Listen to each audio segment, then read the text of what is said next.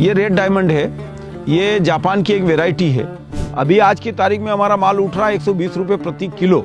ये 1200 रुपए में दिल्ली में बिक रहा है। देखिए, बताने में कोई दिक्कत नहीं है, क्योंकि हम जो खेती से जो भी अर्निंग हमारी आती है वो 100% जीएसटी और इनकम टैक्स फ्री है। इस साल हमारे को लगभग उम्मीद है कि 70-75 लाख रुपए का हमारा रेड डायमंड हो जाए। हमने 10 एकड़ में रेड डायमंड लगा रखा है।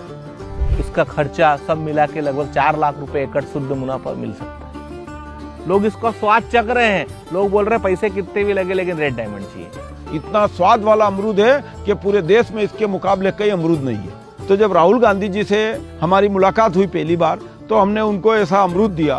तो अब जब कहीं मुलाकात होती है तो वो मेरे को देखकर बोलते, कहाँ है अमरूद।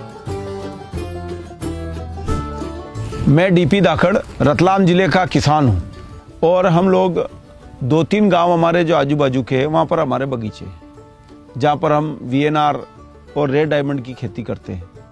ये अमरूद जब हमने पहली बार खाया तो इसका टेस्ट हमें लाजवाब लगा।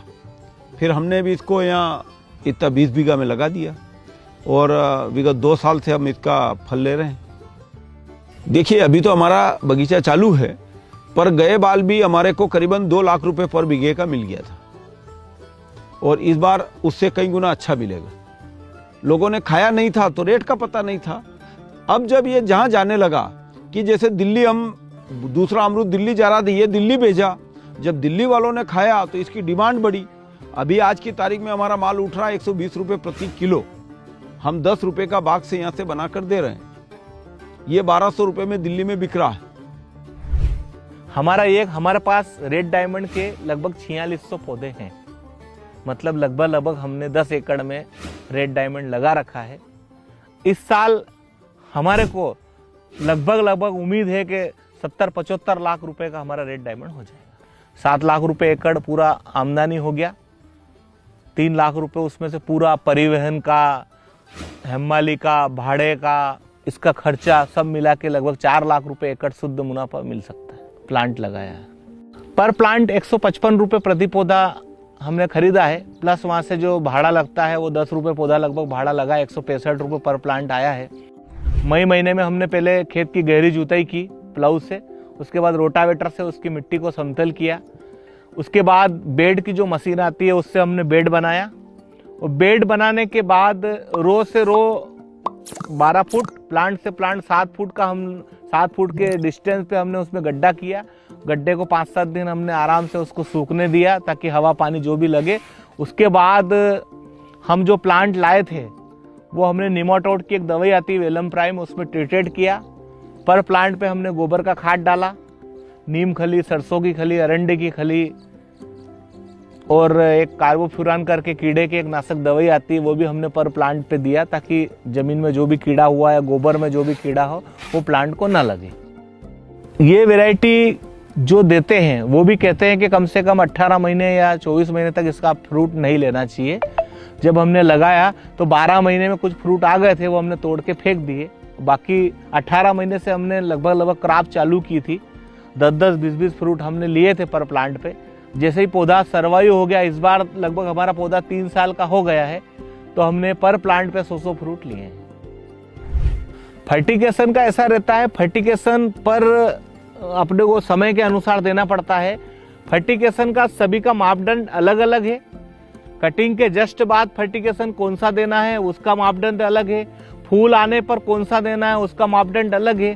फ्रूट हो गया है तो उसकी साइज बढ़ाने के लिए कौन सा फर्टिगेशन देना है, पर फर्टिगेशन का चार्ट अलग अलग है। और हमने ऑटोमेशन भी लगा रखा है, और हमने फिल्टर भी जो पानी का लगा रखा है, जो ऑटो वॉश फिल्टर है, जो ऑटोमेटिक वॉश होता है, उसको हर बार अपने को धोना नहीं पड़ता। जैसे कचरा आता है, हम अपन अगर आदमी की बात करें तो अपने घर एक्वागार्ड का आरओ 15,000 का लगा के रखते हैं, हमने 1.25 लाख का आरओ पौधे के लिए लगा रखा है, पूरा ड्रिप से है। हमारे पास 20 बीघे का वीएनआर है और 20 बीघे का रेड डायमंड है। वीएनआर लगाए हमारे को करीबन 5 साल हो गए, और रेड डायमंड लगाए 3 साल हो गए। उसमें प्रोडक्शन ज़्यादा होता है पर रेट कम मिलता है। इसमें प्रोडक्शन कम आता है, रेट ज़्यादा मिलता है। इसमें खर्च ज़्यादा है, उसमें थोड़ा खर्च कम है। और ये नई वैरायटी है। अब इसको क्लाइमेट और ये सारी चीज़ें हमें बहुत समझना पड़ रहा है। ये जो वेराइटी है ये तापमान अधिक में सर्वाइव नहीं करती। 35 डिग्री के ऊपर अगर तापमान हुआ तो ये लाल पड़ जाएगा फल। लाल पड़ जाएगा तो अपन दिल्ली भेजेंगे या बड़ौदा भेजेंगे, ट्रांसपोर्टिंग में वो माल खराब हो जाएगा। मतलब ये वेराइटी बहुत कम तापमान में होने वाली है, अधिक तापमान में ये सर्वाइव नहीं कर पाएगी। इसलिए हम मई और जून में कटिंग करते हैं और दिसंबर, जनवरी, फरवरी तक इसकी हार्वेस्ट करके ख़त्म कर देते हैं। ये जो वेराइटी है ये परिवहन के लिए 3-4 दिन से ज़्यादा का उपयुक्त वेराइटी नहीं है। इसको आपको जब तुड़ई अपनी प्लांट से हो रही है तो 3 या 4 दिन में बाजार में बेचना पड़ेगा। आने वाले साल में ये जो फ्रूट है ये लगभग 4 साल का हो जाएगा। आज जो अपन 100 फ्रूट की बात कर रहे हैं, आने वाले साल में अपन 150 या 200 फ्रूट भी ले सकते हैं। जब जब फ्रूट बढ़ते जाएंगे, क्वांटिटी बढ़ती जाएगी, मार्केट इसका बढ़ता जाएगा। पहले इस अमरूद को कौन खाता था? आज अगर किसी को बात कर ले कि 120 रुपए किलो अमरूद है तो आदमी मानता ही नहीं है 120 रुपए, क्योंकि अमरूद और वो भी 120 रुपए। तो जैसे जैसे ये बढ़ रहा है, लोगों के पास जा रहा है, लोग इसका स्वाद चख रहे हैं, लोग बोल रहे हैं पैसे कितने भी लगे लेकिन रेड डायमंड चाहिए।